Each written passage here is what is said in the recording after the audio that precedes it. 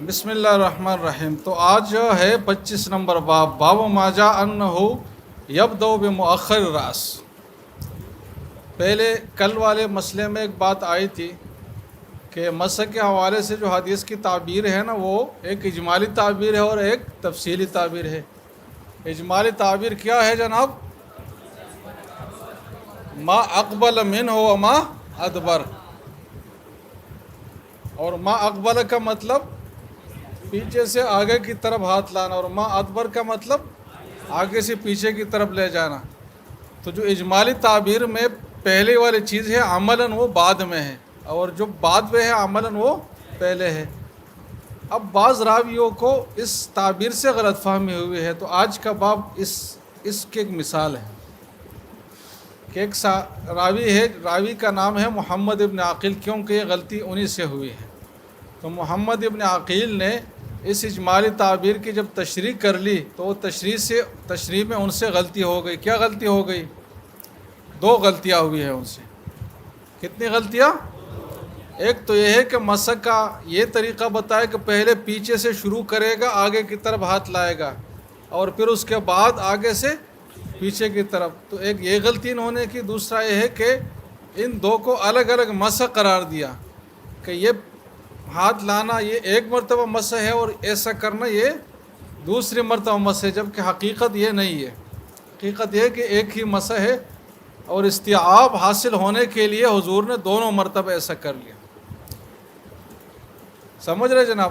تو یہ 2 غلط فہمیاں ان سے ہوئی ہے۔ کون سی 2 غلط فہمیاں؟ ایک تو یہ ہے کہ جو اجمال میں مقدم تھا نا، تفصیل میں بھی اسی کو مقدم کر لیا، اور دوسرے کہ اس کو 2 مرتبہ مسح قرار دیا، جبکہ 2 مرتبہ مسح نہیں، یہ ایک ہی مسح ہے۔ اب دیکھیں ذرا، حدثنا قتیبہ قال حدثنا بشر بن فضل عبد اللہ بن محمد بن عقیل عن ربیع بنت معوذ بن عفراء۔ یہ صحابیہ ہے اور بہت ساری روایات ان سے منقول ہے، خاص کر کتاب الطہارہ کے بہت ساری روایات ان سے منقول ہے، اور یہ اور بھی اس کی کافی امتیازی باتیں ہیں۔ ان نبی صلی اللہ علیہ وسلم مسح برأسی مرتین، کہ حضور صلی اللہ علیہ وسلم نے اپنے سر کا مسح کیا 2 مرتبہ۔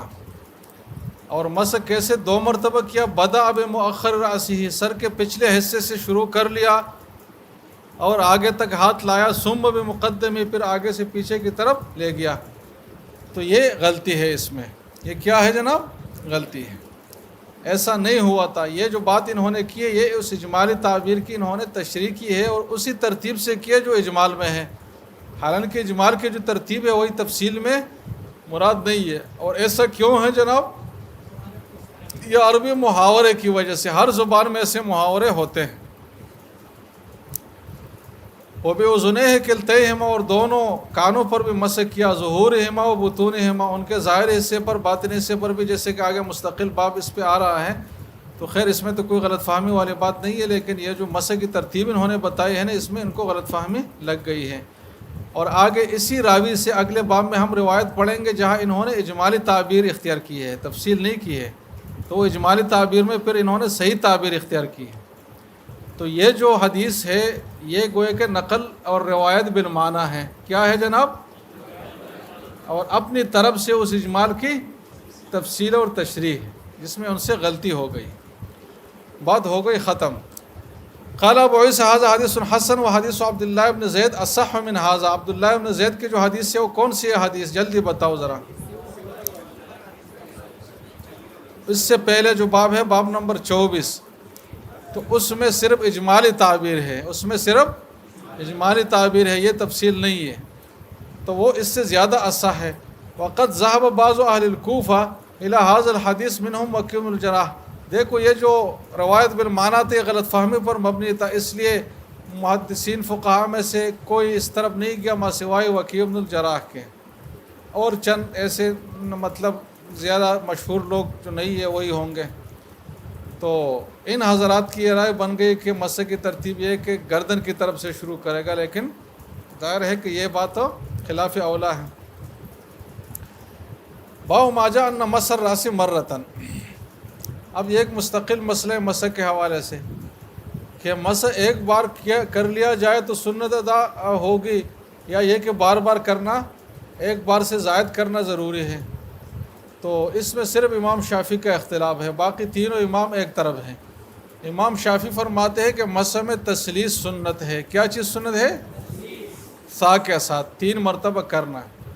مزید یہ ہے کہ ماء جدید بھی سنت ہے، ماء جدید نیا پانی لینا بھی سنت ہے۔ تو امام شافعی کے ہاں مسح کا طریقہ کیا ہے کہ پہلے ہاتھ کو پانی میں ڈالا جائے یا نلکے کے نیچے رکھا جائے، اس پہ پورا مسح کیا جائے، پھر دوسری مرتبہ، پھر تیسری مرتبہ۔ تو 3 مرتبہ نیا پانی لینا بھی ضروری ہے اور 3 مرتبہ ہونا بھی ضروری ہے۔ یہ کس چیز کے لیے ضروری ہے؟ مسح فرض ادا ہونے کے لیے، سمجھ رہے جناب؟ تثلیث ان کے ہاں ضروری ہے، ہمارے ہاں ایک بار ہونا کافی ہے، البتہ پورے سر پر کیا جائے۔ اور مزید یہ کہ نیا پانی لینا بھی کوئی ضروری نہیں ہے، صرف بہتر ہے۔ نئے پانی والی بات تو شاید آگے باب میں آ جائے، اس باب کا موضوع صرف یہ ہے کہ تعداد کتنی ہونی چاہیے۔ تو ہمارے ہاں ایک تعداد ہے، ایک مرتبہ ہے، امام شافعی کے ہاں 3 مرتبہ ہے۔ ہمارے ہاں نہیں بلکہ تینوں ائمہ کے ہاں، سمجھ لے جناب؟ اب امام شافعی کی دلیل کیا ہے اور ہماری دلیل کیا ہے، تو وہ آگے آ رہی ہے بات۔ حدثنا قتيبة قال حدثنا بكر بن مزار عن ابن عجلان عن عبد الله بن محمد بن عقيل عن الربيع بنت معوذ بن عفراء۔ دیکھو یہ اسی راوی کی روایت ہے، لیکن فرق یہ ہے کہ وہاں روایت بالمعنی تھی اور تفصیل تھی، اور یہاں اجمال ہے، اس لیے اس میں کوئی غلطی نہیں ہے۔ انہا رأت النبی صلی اللہ علیہ وسلم یتوضا قالت مسح رأسه مسح ما اقبل منه ما ادبر۔ دیکھو وہ اجمالی تعبیر ہے۔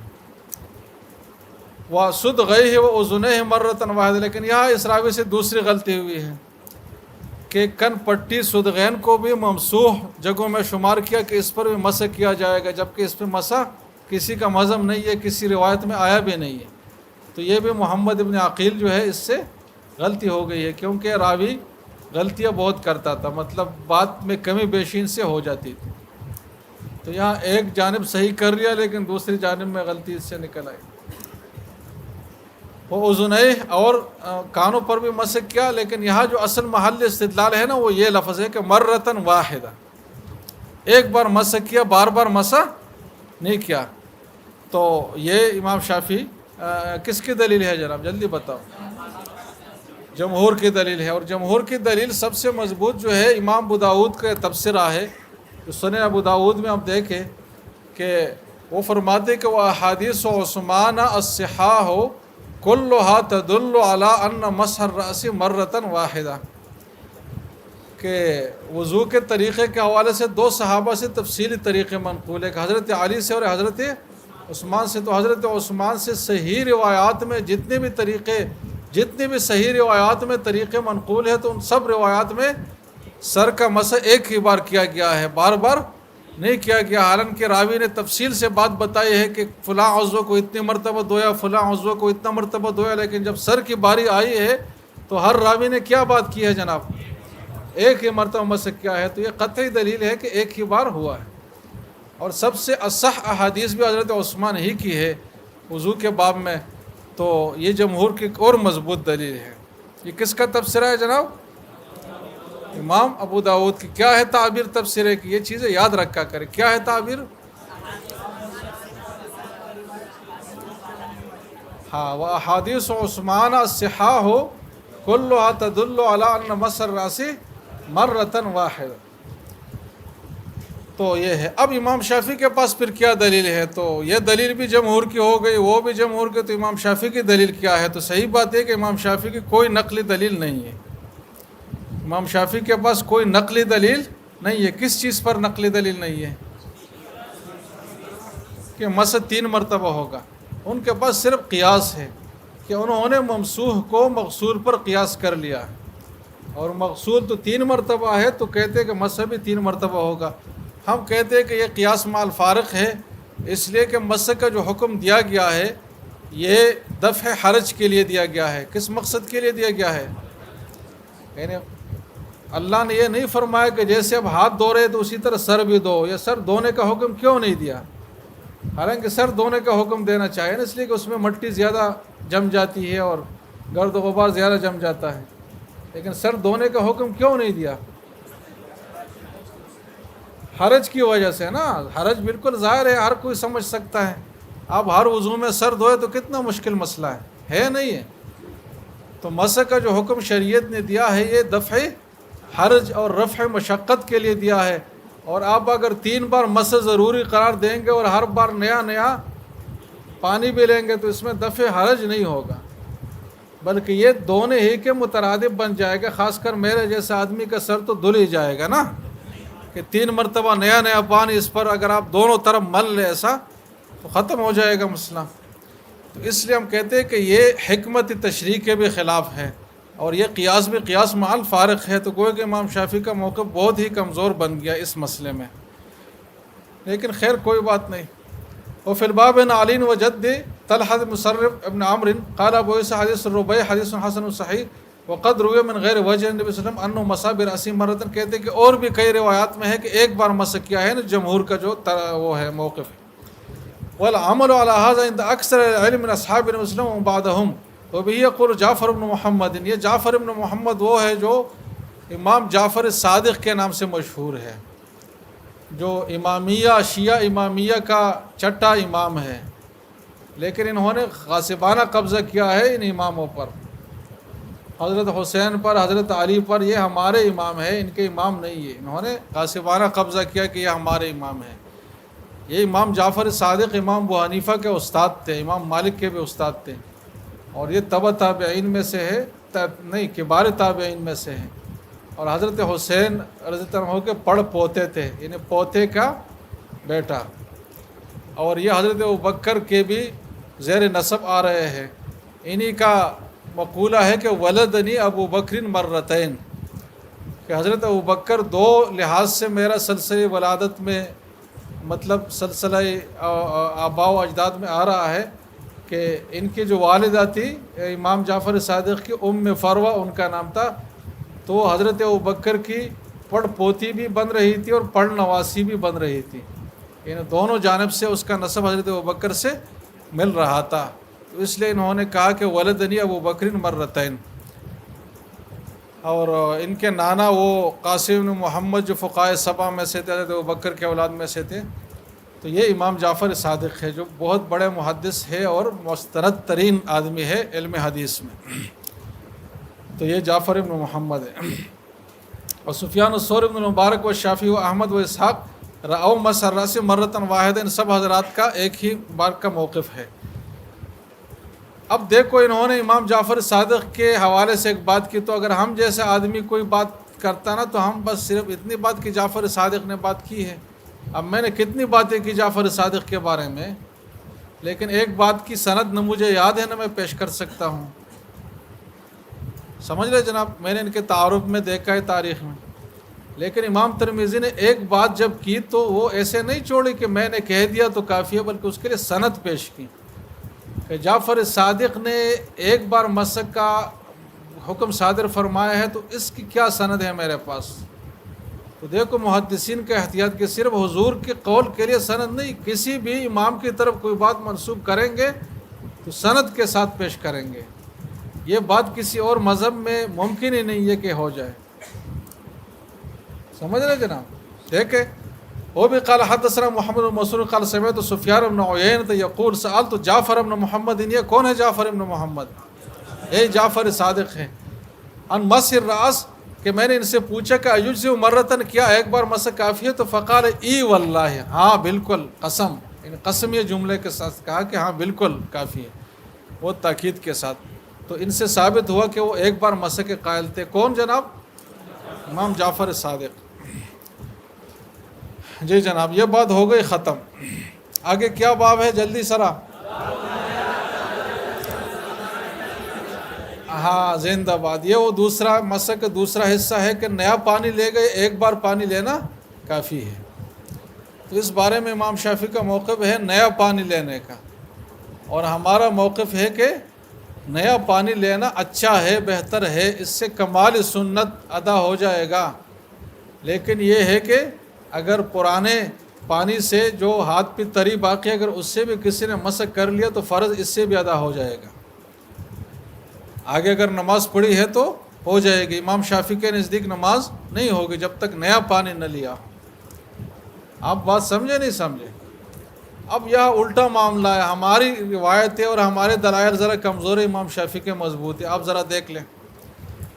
وہ بھی قال حدثنا علی بن خشرم قال حدثنا عبد اللہ بن وهب حدثنا عمرو بن حارث عن حبان بن واسن. یہ حبان اور حبان دونوں طریقوں سے پڑھ سکتے ہیں، اس میں الف نون مزیدتان ہے، یہ غیر منصرف ہے، لہذا ان حبان بن واسن اب پڑھیں گے. عن ابیہ عن عبد اللہ بن زید انہ النبی صلی اللہ علیہ وسلم توضأ وانہ مسح رأسہ بماء غیر فضل یدیہ. کیا ہے تعبیر جناب؟ ہاں، اس طرح حدیث کے چھوٹے چھوٹے حصے یاد کر لیا کرے، اس سے آپ کا حافظہ مضبوط ہوگا، آپ کو یاد کرنے کا سلیقہ آئے گا اور عادت بن جائے گی. تو بماء غیر فضل یدیہ کہ ہاتھ پر بچی ہوئی تری کے علاوہ پانی سے مسح کر لیا. تو کیا مطلب ہے اس جملے کا؟ کہ نیا پانی لے لیا، پرانا جو تری باقی تھی اس پہ اکتفا نہیں کیا بلکہ نیا پانی لیا. یہ نیا پانی لینے کی ایک تعبیر ہے. تو بالکل وضاحت سے امام شافعی کا موقف آ گیا کہ نیا پانی لینا ضروری ہے. قال ابو عیسیٰ ھذا حدیث حسن صحیح، اور روایت سند کے لحاظ سے بہت مضبوط ہے. البتہ اتنی بات ہے کہ وروى ابن لہیعۃ ھذا الحدیث عن حبان بن واسع عن ابی عن عبد اللہ بن زید کہ حضرت ابن لہیعہ کی روایت میں تعبیر یہ ہے کہ ان النبی صلی اللہ علیہ وسلم توضأ وانہ مسح رأسہ بماء غبر یا غبر من فضل یدیہ کہ اس پانی سے وضو کر لیا جو ہاتھوں کی تری سے بچا ہوا پانی تھا. یعنی وہی موقف جو حناف کا ہے کہ پرانا پانی بھی استعمال کرے گا تو ٹھیک ہے.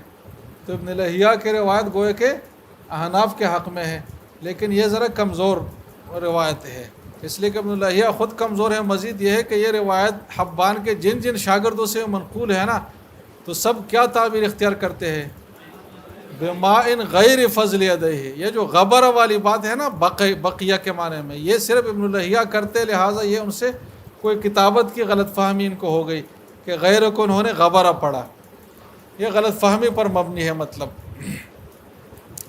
اس لیے کہا کہ وہ روایت عمرو بن الحارث عن حبان اصح لأنه قد روي من غیر وجہ هذا الحديث عن عبد الله بن زید وغیرہ ان النبی صلی اللہ علیہ وسلم اخذ لرأسه ماء جديدا. کیونکہ دوسری تعبیرات میں تو یہ غلطی ہو ہی نہیں سکتی، وہاں تو تعبیر ہی الگ ہے. کیا ہے تعبیر جناب؟ اخذ لرأسه ماء جديدا، تو اس میں تو غبرہ والی بات آ ہی نہیں سکتی نا، تو لہٰذا غلط فہمی پر مبنی ہے. اب احناف کی جو مضبوط دلیل ہے وہ کہاں سے ہے جناب؟ تو وہ ابو داود کی ایک روایت ہے، اور وہ روایت منقول ہے اس ربیہ سے جس کا پہلے حوالہ آیا، ربیہ بنت معوذ ابن افرا، کہ حضرت معوذ کی جو بیٹی تھی ربیہ، ان سے روایت منقول ہے. اس میں یہ ہے کہ وہ مسح علی رأسہ من فضل ماء کان فی یدہ. کیا ہے تعبیر جناب؟ حضور کے وضو کا طریقہ وہ بتا رہی ہے نا. میں نے بتایا کہ طہارت کے بہت ساری روایات حضرت ربیہ سے منقول ہے، تو اس میں ایک روایت ہے، اس میں ہے حضور کے بارے میں کہ وہ مسح علی رأسہ من فضل ماء کان فی یدہ، کہ اپنے سر پر مسح کر لیا کس پانی سے جناب؟ اس باقی ماندہ پانی سے جو ہاتھ میں پہلے سے بچا ہوا تھا، نیا پانی نہیں لیا، یہ مطلب ہے. اب یہ حدیث بالکل صحیح ہے اور تعبیر بالکل واضح ہے، اس میں کسی اور تعویل کی گنجائش نہیں ہے. اب حناف نے اس سے استدلال کیا ہے؟ تو حناف کہتے ہیں کہ جناب اصل نقطۃ الغور تو ہمارا یہ ہے نا کہ نیا پانی لینا شرط ہے یا نہیں ہے. اصل اختلاف ہمارا اس میں ہے نا، یعنی ہم حناف اس بات کے قائل نہیں ہے اور اس پر ہم اصرار نہیں کر رہے کہ نیا پانی کوئی نہیں لے گا، لے لیا تو غلط کرے گا. ہم یہ تو نہیں کہتے. ہم کیا کہتے ہیں کہ نیا پانی لینا چاہیے، بہتر ہے، ہم لیں گے، اور ہر حنفی ایسے ہی کرے گا. بات جو اصل اختلاف ہے وہ ہے کہ نیا پانی لینا شرط نہیں ہے، نیا پانی لینا، اور شرط کی نفی اگر ایک روایت سے بھی ہو گئی تو بس کافی ہے، ہمارا مدعا ثابت ہو گیا. اگر وضو کے بارے میں 100 حدیث ہو اور 100 میں 99 حدیثوں میں یہ بات آئی ہو کہ مسح کے لیے نیا پانی لیا، اور ایک صحیح حدیث میں یہ بات آئی ہو کہ پرانے پانی سے وضو کر لیا، تو ہمارا مدعا حاصل ہوا یا نہیں ہوا؟ کیوں حاصل ہوا؟ اس لیے کہ ہم شرطیت کی نفی کرتے ہیں نا، اور شرطیت کی نفی ایک بار کرنے سے بھی ہو جاتی ہے. آپ یہ بات سمجھ رہے نہیں سمجھ رہے؟ ہاں، شرطیت کی نفی ایک بار سے بھی ہو جاتی ہے. اگر ایک بار حضور نے ایسا کیا ہے تو مطلب شرط نہیں ہے. اگر شرط ہوتا تو ایک بار بھی نہ کرتا، کیونکہ شرط میں کوئی بیان جواز تو نہیں ہوتا نا، وہاں تو چیز باطل ہو جاتی ہے. تو اس لیے احناف کی جو وہ ہے وہ روایت ہے، وہ اگرچہ ایک ہی روایت ہے لیکن وہ کافی ہے مدعا کے ثبوت کے لیے. آپ بات سمجھ رہے ہیں نہیں؟ ہاں، اب یہاں ذرا دیکھیں کہ ٹھیک ہے. ہاں، والعمل على هذا عند اکثر اہل العلم رووا ان یاخذ الراسی مان جدید. اکثر اہل علم کے نزدیک سوائے احناف کے، خیر عمل تو ان کے نزدیک بھی اسی پر ہے کہ بہتر ہے، لیکن شرطیت میں اختلاف ہے. تو احناف شرطیت کے قائل نہیں ہے، مائع جدید لینے کے صرف فضیلت کے قائل ہے. یہ بات ہو گئی ختم. اگلا کیا عنوان ہے جناب؟ ذرا زور سے بڑھے جی. کہ کانوں پر مسح کیا جائے گا، اور کانوں کے ظاہر پر بھی مسح کیا جائے گا، باطن پر بھی مسح کیا جائے گا. کانوں کے حوالے سے دلچسپ بات یہ ہے کہ اس کا ظاہر اور باطن وہ نہیں ہے جو ہم سمجھ رہے ہیں. آدمی بالبداہہ جو سمجھ رہا ہے، آپ کو اگر میں کہوں کہ کان کا ظاہری حصہ کون سا ہے تو آپ کہیں گے کہ یہ ظاہری حصہ ہے جو نظر آ رہا ہے، اور باطنی حصہ کون سا ہے؟ یہ پیچھے والا. ایسا سمجھ آ رہا ہے نہیں آ رہا؟ لیکن حقیقت ایسا نہیں ہے. حقیقت اس کا برعکس ہے. کان کا باطنی حصہ یہ سوراخ والا حصہ ہے، اور ظاہری حصہ یہ والا حصہ. اب یہ جو کان کا ظاہر اور باطن ہے، یہ حضرت ابن عباس جس کی روایت یہاں منقول ہے، ان کی ایک دوسری روایت میں اس کی باقاعدہ وضاحت ہے کہ وَمَسَحَ أُذُنَيْهِ بِالسَّبَّاحَتَيْنِ ظَاهِرِهِمَا بِالسَّبَّاحَتَيْنِ وَبَاطِنِهِمَا بِإِبْهَامِهِ، کہ اپنے کانوں پر مسح کیا. ظاہر کا مسح جو ہے وہ نہیں، باطن کا مسح سباحتین سے کیا، یہ انگلیاں، اور جو باطن ہے جو ظاہر ہے اس کا مسح ابہامین سے کیا. مطلب اس طرح مسح کیا، اس طرح. تو جس کو انگوٹھوں سے مسح کیا ہے اس کو حضرت ابن عباس نے ظاہر کہا ہے، اور جس کو چھوٹی انگلیوں سے کیا ہے تو اس کو ابن عباس نے باطن کہا ہے. تو یہ طریقہ ہے مسح کا کہ اس طریقے سے مسح کیا جائے گا، اور ظاہر اور باطن اس کا یہ ہے، اور دونوں پر مسح کیا جائے گا. اب دیکھیں گردن کے مسح میں تو اختلاف ہے کہ وہ مستحب ہے یا نہیں ہے، سنت ہے یا نہیں ہے، لیکن کان کے مسح میں کسی کا اختلاف نہیں ہے، سب کا اتفاق ہے کہ یہ سنت ہے. لہٰذا ہمیں بہت اہتمام سے کان کا مسح کرنا چاہیے.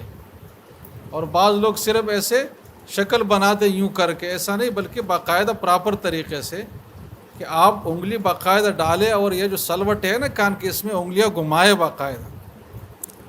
اس طریقے سے ہم مسح کریں بہت اہتمام کے ساتھ، تب سنت ادا ہو جائے گا، کیونکہ اس کے سنت ہونے میں کسی کا کوئی اختلاف نہیں ہے. گردن کے بارے میں حضرت عبدالحی رحمہ اللہ کا رسالہ ہے تحفۃ الطلبہ فی مسح الرقبہ، اس میں انہوں نے ثابت کر لیا ہے مختلف روایات سے کہ یہ مستحب ہے، بدعت نہیں ہے جیسے کہ بعض لوگ کہتے ہیں. لیکن بہرحال وہ احون ہے، وہ کم تر ہے وہ کانوں کے مسح سے. تو کانوں کا مسح بہت محتم بشان ہے. تو آپ نے اگر گردن کا نہیں بھی کرنا تو سر کے مسح کے ساتھ کانوں کا کرے، لیکن صحیح طریقے سے. صحیح طریقے سے مطلب ہے کہ انگلیاں باقاعدہ پہنچائی جائے، اور یہ نہ کہے کہ لوگ کیا کہیں گے کہ یہ انگلیاں، یہی تو کرنا ہے ہم نے بھائی. باب ما جاء فی مسح الاذنین ظاہرہما و باطنہما. کان کا ظاہر کون سا ہے؟ پیچھے والا. اور باطن کون سا ہے؟ سامنے جو نظر آ رہا ہے. وبه قال حدثنا عناد قال حدثنا ابن ادریس عن ابن عجلان عن زید بن اسلم عن عطاء بن يسار بن عباس ان النبي صلی اللہ علیہ وسلم مسح برأسه واذنيه ظاہرهما وباطنهما. تو ابو داود کی روایت میں تصریح ہے کہ ظاہرهما بالسباحتين وباطنهما بابهاميه. ٹھیک ہے جناب. وفي الباب عن الربیہ. یہ ربیہ کون سی ہے ربیہ؟ پورا نام لے لے ذرا. ربیہ بنت معوذ ابن عفراء. قال ابو عیسیٰ حدیث ابن عباس حدیث حسن صحیح والعمل على هذا عند اکثر اہل العلم يرون مسح الاذنین ظہورهما وبطونهما. اس میں کسی امام کا اختلاف نہیں ہے، کوئی اختلاف کی وجہ بھی نہیں ہے.